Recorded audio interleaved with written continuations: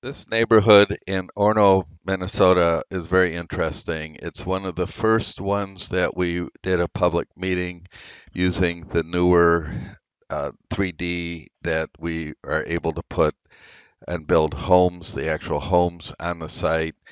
So this was a heavily wooded site. This is not the original presentation. We added more updated trees, but we emulated the actual trees on the site.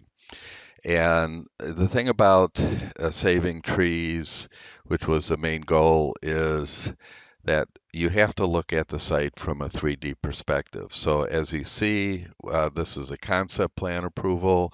So we had to look at expanding the side and corner views from the units, creating the walkouts to work with the slopes and not move dirt as much as possible so that we save the trees because any vertical adjustment to the site will destroy the trees. And this is the original presentation. Now you'll notice there's some flashing on the 3D models. That is something because they're a very early version.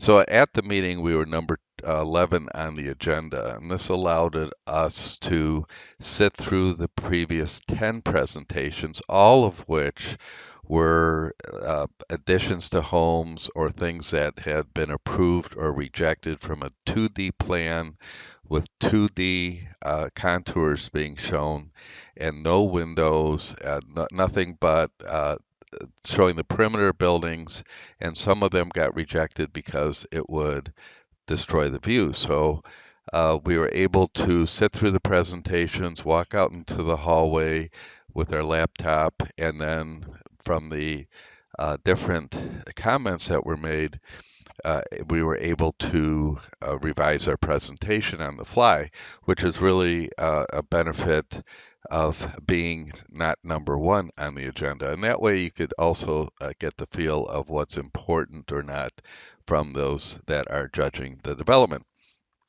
So we sat through 10 2D presentations, which really didn't explain anything. So I got up and I showed the site in 2D in black and white.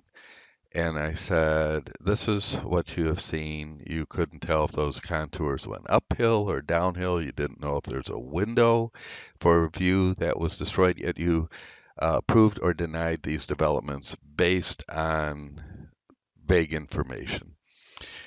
So I want to show you something. And I positioned the site so that I could press a button and it would turn on the interior colors. I said, now you could see where the living spaces are within the unit. So it's not, what you saw before could have been a garage. A garage doesn't have a view. So you could have accepted or rejected something based on conjecture or imagination.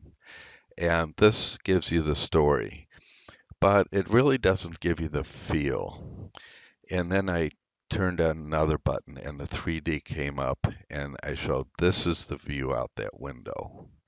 This is the view of what is going on inside. This is 2018, not 1918. What you have seen tonight was technology that has been around for, or lack of technology for the last couple hundred years. And you're judging things without being able to visualize.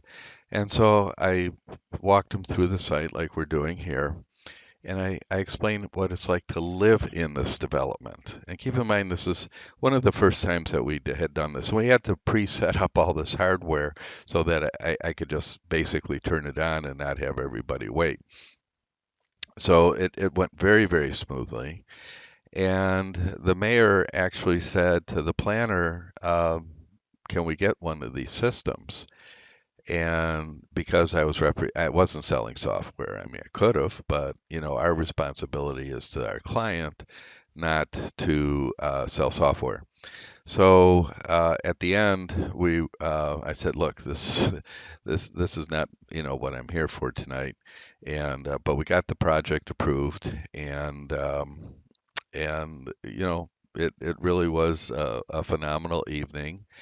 And today it's routine, but back then it was I think maybe it was like 2014 or 2015. I can't even remember, how old this thing was, but it really represents the future of how things are presented.